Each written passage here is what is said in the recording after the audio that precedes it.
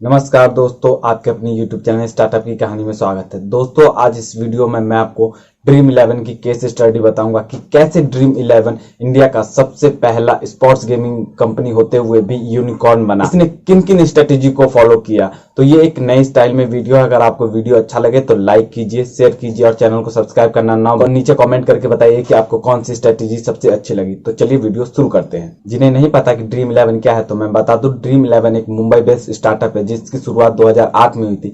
ये एक online based sports gaming company में आप अपनी वर्चुअल टीम क्रिएट कर सकते हैं, वो भी रियल लाइफ बेस्ड प्लेयर्स के ऊपर। और आपको जो इनकी पॉइंट है वो आपको उन प्लेयर्स के रियल लाइफ मैच में परफॉर्मेंस के आधार पर आपको पॉइंट्स मिलते हैं। अब आइए देखते हैं इनकी स्ट्रेटेजी के बारे में। Strategy number 1, fast mover. इनकी जो फाउंडर हैं हर्ष जैन, वो फैंटेसी गेमिंग के बहुत बड़े शौकीन थे। जब वो इंडिया रिटर्न आए तो उन्होंने देखा कि इंडिया में फैंटेसी गेमिंग नाम की कोई चीज नहीं है। उन्होंने ये बहुत बड़ी अपॉर्चुनिटी देखी और अपने फ्रेंड भावेश सेठ के साथ मिलकर ड्रीम 11 की शुरुआत 2008 में मुंबई में की। फैंटेसी गेमिंग क्या होती है मैं आपको ये समझा देता हूँ। इसमें आप अपनी वर्चुअल टीम क्रिएट करते हैं, वो भी रियल लाइफ बेस्ड प्लेयर के ऊपर। जैसे अगर किसी दो टीम के मैच हो रहे हैं तो आप दोनों टीम के मैचों में से जो रियल लाइफ में प्लेयर उसमें खेलेंगे उसमें से आप अपनी वर्चुअल टीम क्रिएट करते हैं। फिर उनके परफॉर्मेंस के आधार पर, जो उनके रियल लाइफ में परफॉर्मेंस होता है उसके आधार पर आपको पॉइंट मिलता है। उसके बाद विनर डिसाइड किया जाता है। ये फैंटेसी गेमिंग होती है। ये सिर्फ इंडिया में ड्रीम 11 को लाने में ही फर्स्ट मूवर नहीं रहे, बल्कि इन्होंने इस अपने बिजनेस मॉडल को सुधार करते हुए 2012 में सबसे पहले इंडिया में फैंटेसी क्रिकेट भी लॉन्च किया। और जहां पहले ये पूरे सीजन पे फोकस करके रिजल्ट देते थे, जिससे कि कोई भी जो यूजर्स होता है उतनी टाइम तक वेट नहीं कर पाता था। तो इन्होंने क्या किया, अपने बिजनेस मॉडल में सुधार करते हुए फैंटेसी क्रिकेट को लॉन्च किया और अब ये हर मैच के बाद रिजल्ट देने लगे। इससे यूजर्स का डिटेंशन टाइम बढ़ने लगा। आज भी इंडिया में बहुत सारी इंडस्ट्री है जिसमें अभी तक कोई भी काम नहीं हुआ, तो आप अपना बिजनेस और स्टार्टअप उस इंडस्ट्री में लाकर आपको फर्स्ट मूवर का एडवांटेज मिल सकता है। अब आइए देखते हैं इनकी स्ट्रेटेजी नंबर 2, फास्ट मूवर। ये फर्स्ट मूवर के साथ फास्ट मूवर भी है। ये ड्रीम 11 को इंडिया में सबसे पहले लाने में नंबर 1 नहीं रहे, बल्कि ये फास्ट मूवर भी रहे। अब मैं बताता हूँ कुछ एग्जांपल के थ्रू। 2014 में इन्होंने रिपोर्ट किया 1 मिलियन रजिस्टर्ड यूजर का, जो 2016 में बढ़ के हो गए करीब 2 मिलियन रजिस्टर्ड यूजर। और इनकी संख्या 2019 में बढ़कर करीब 50 मिलियन रजिस्टर्ड यूजर्स हो गए। और वही दिसंबर में 2020 में करीब इनकी संख्या बढ़कर 100 मिलियन रजिस्टर्ड यूजर्स पार कर गया। और यही नहीं, बल्कि ये इंडिया की फर्स्ट ऐसी स्पोर्ट्स गेमिंग कंपनी है जो यूनिकॉर्न क्लब में शामिल है। अगर आपको किसी इंडस्ट्री में फर्स्ट मूवर का एडवांटेज नहीं मिला तो क्या आप अपने बिजनेस मॉडल में क्या आप स्ट्रेटेजी लगा के कुछ ऐसा फास्ट मूवर का एडवांटेज आप ले सकते हैं? तो आप भी कोई ऐसी स्ट्रेटेजी बनाइए जिससे कि आपको भी फास्ट मूवर का एडवांटेज मिले। अब आइए देखते हैं इनकी स्ट्रेटेजी नंबर 3, लीगैलिटी।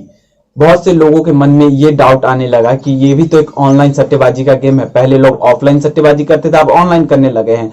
तो इसी बीच इन पर 2017 में हाई कोर्ट में केस हो गया, जहां हाई कोर्ट ने केस को खारिज करते हुए ये कहा कि ये सुपीरियर नॉलेज, जजमेंट, अटेंशन और एक पूरा स्किल बेस्ड गेमिंग है जिसमें कोई भी लक के आधार पर नहीं जीत सकता है।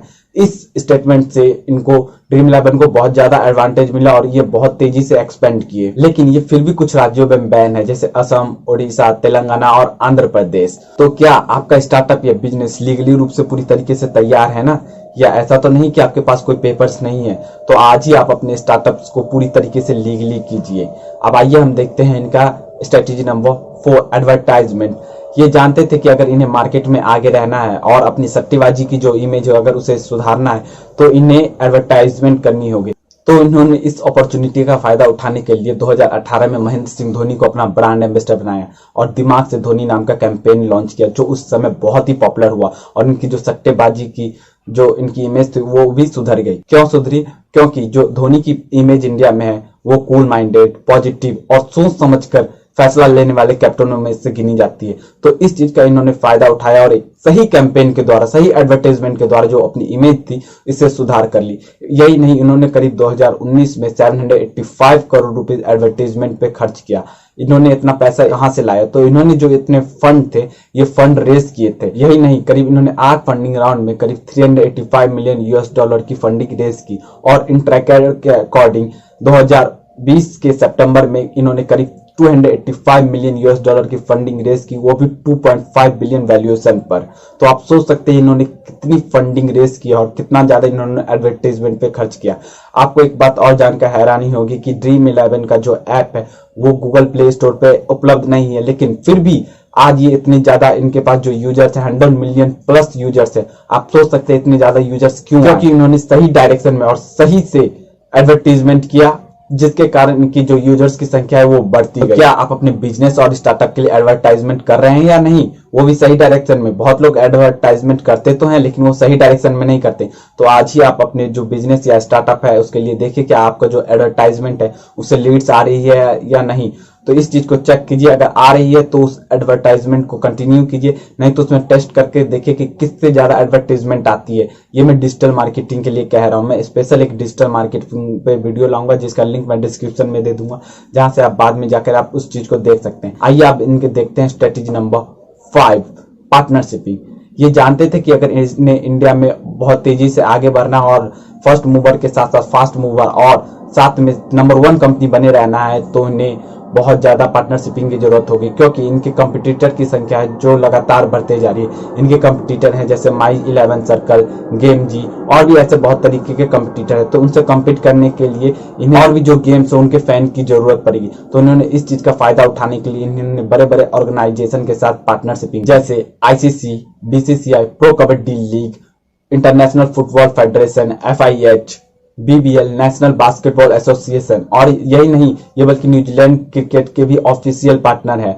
और मैं आपको बता दूं इन्हें पहले से फास्ट मूवर का तो एडवांटेज था ही। फास्ट मूवर का एडवांटेज कैसे था, क्योंकि इन्होंने सबसे पहले इंडिया में hockey, basketball, baseball, football, kabaddi ऐसे और भी गेम अपने जो प्लेटफॉर्म है उस पे सबसे पहले उन्होंने इंट्रोड्यूस किया, जिससे कि इन्हें फास्ट मूवर के साथ साथ फास्ट मूवर का भी एडवांटेज मिला और इसके साथ साथ इन्हें पार्टनरशिपिंग का भी एडवांटेज मिला, जिससे कि ये बहुत तेजी से ग्रो कर सके। और हाँ, इनकी 2019 में 50 मिलियन यूजर्स थे, जिनकी संख्या करीब 2020 में करीब डबल हो गई। और यही नहीं, इन्होंने एक कदम आगे बढ़ते हुए 2019 में ICC और IPL के भी ऑफिशियल पार्टनर बने, और एक कदम आगे बढ़ाते हुए इन्होंने 2020 में IPL की भी स्पॉन्सरशिप टाइटल करीब 222 करोड़ रुपए में परचेस किए, जिससे कि इन्हें बहुत ज्यादा फायदा हुआ और इनके जो यूजर्स की संख्या है वो और भी बढ़ गई। ये जो मैंने आपको डाटा बताया है करीब दोस्तों, ये आपको दिसंबर से पहले का डाटा बताया है। तो हो सकता है अगर आप ये वीडियो बाद में देख रहे हो तो डाटा में चेंजेस भी आ सकते हैं। अगर आपने अभी तक ऐसे पार्टनर्स नहीं खोजे या आपने अभी तक ऐसे पार्टनर्स नहीं बनाए हैं तो आज ही आप अपने इंडस्ट्री में देखिए कि आप किन्हें पार्टनरशिप कर सकते हैं, या आप दूसरे इंडस्ट्री में किस लोगों को पार्टनरशिप या किन बिजनेसों के साथ आप पार्टनरशिप करेंगे, जिससे कि उनके यूजर्स भी आपके यूजर्स हो जाए और आपको बहुत ज्यादा बेनिफिट। ये तो बात हो गई कि इन्होंने बाहरी तरीके से किस तरीके से एडवर्टाइजमेंट की, कैसे यूजर्स लाए। आप बात करते कि इन्होंने जो अपना इनका जो बिजनेस मॉडल है उसके आधार पर इन्होंने कैसे यूजर्स जुटाने की कोशिश की। तो आइए देखते हैं इनकी स्ट्रेटेजी नंबर 6, रेफरल प्रोग्रामिंग। जब इनके पास कोई नए यूजर्स आते थे तो इन्होंने सोचा क्यों ना कि एक जब नया यूजर्स आ गया तो उसके थ्रू हम 2-3 नए यूजर्स ले आए।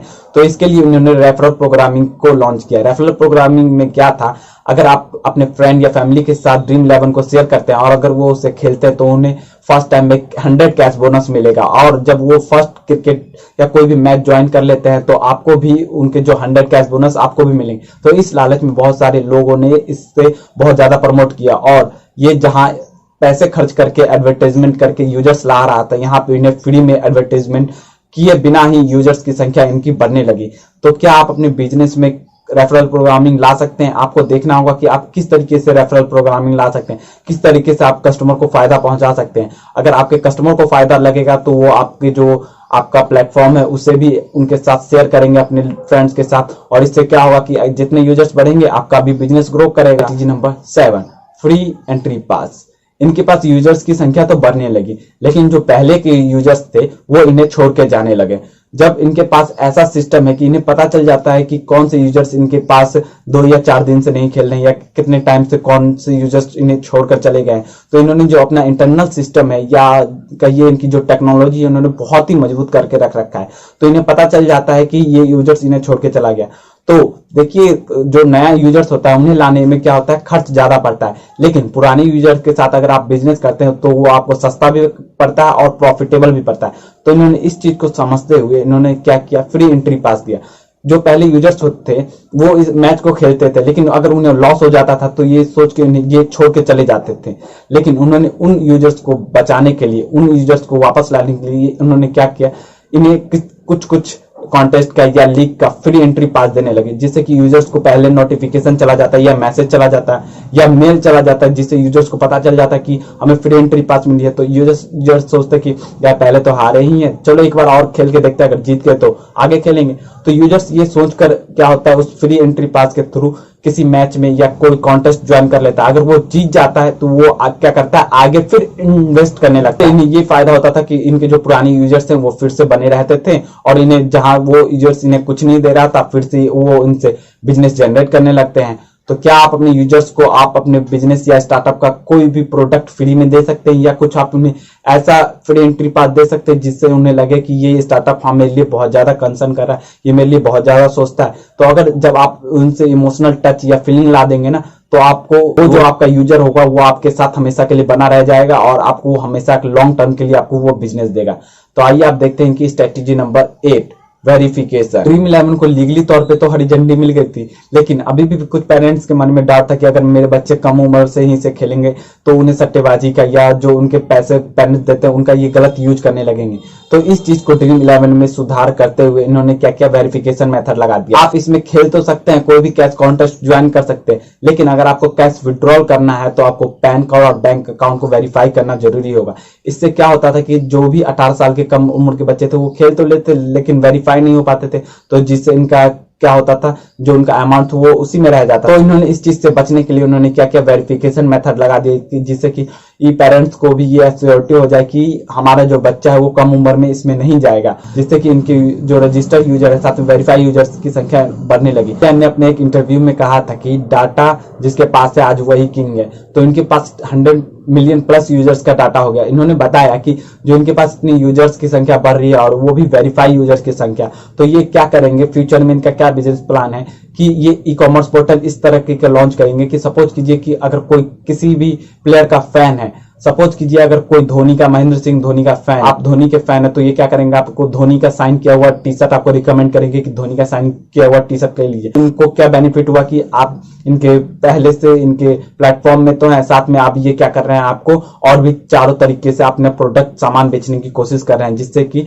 इन्हें और भी फ्यूचर में ज्यादा बेनिफिट होगा। ये सब तो पूरा बात हो गया कि इन्होंने यूजर्स कैसे लाई, इन्होंने कैसे एडवर्टाइजमेंट की। अब देखते हैं कि इन्होंने इनका बिजनेस मॉडल क्या है और ये अर्न कैसे करते हैं। तो इनकी जो स्ट्रेटेजी नंबर 9 है वो है यूनिक बिजनेस मॉडल। ड्रीम 11 2008 में आया था, तो इनका जो बिजनेस मॉडल था वो पूरे सीजन पे बेस्ड था, और इनका जो बिजनेस मॉडल था वो अर्निंग का मॉडल था, वो एड बेस्ड था। कहने का मतलब ये है कि ये जब पहले पूरे सीजन पे फोकस करके उसके बाद रिजल्ट देते थे।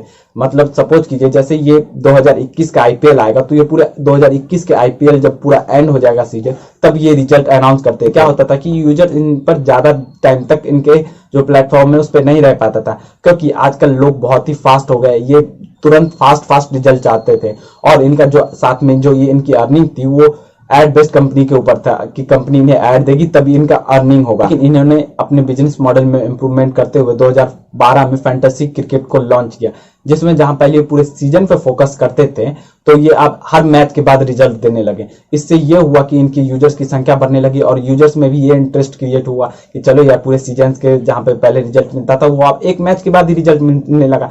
अगर आप सपोज कीजिए अगर आपको 5 महीने बाद जो रिजल्ट मिले और 1 दिन बाद जो रिजल्ट मिले, आप कौन सा बेहतर करना पसंद करेंगे, 1 दिन वाला? साथ में उन्होंने यूजर्स के बिहेवियर का ख्याल रखते हुए अपने बिजनेस मॉडल में इंप्रूव करके अपने बिजनेस मॉडल को और इंक्रीज किया, साथ में अपनी जो इनकी अर्निंग है उसे भी इंक्रीज किया। अब मैं बताता हूँ ये अर्निंग कैसे करते हैं। सपोज कीजिए मैं और मेरा फ्रेंड वो कोई कॉन्टेस्ट लीग ज्वाइन करते हैं, मान लीजिए वो हम H2H यानी हेड टू हेड कॉन्टेस्ट जिसमें 2 ही प्लेयर खेलते हैं वो कॉन्टेस्ट ज्वाइन करते हैं। हमने 15 रुपए एंट्री पास वाले एक कॉन्टेस्ट में ज्वाइन किया, तो मैंने और मेरे फ्रेंड ने मिलकर करीब 15 दूना 30 रुपए करीब उसमें ज्वाइन हुए हमने। लेकिन जो इनकी एंट्री फीस थी वो तो 15 रुपए थी, लेकिन विनिंग प्राइस था वो 25 रुपए था, लेकिन हमने इन्वेस्ट कितना किया था 30 रुपए, तो जो 5 रुपए बचे वो इनका प्रॉफिट हो गया। तो ये कुछ इस तरीके से अर्निंग करते हैं।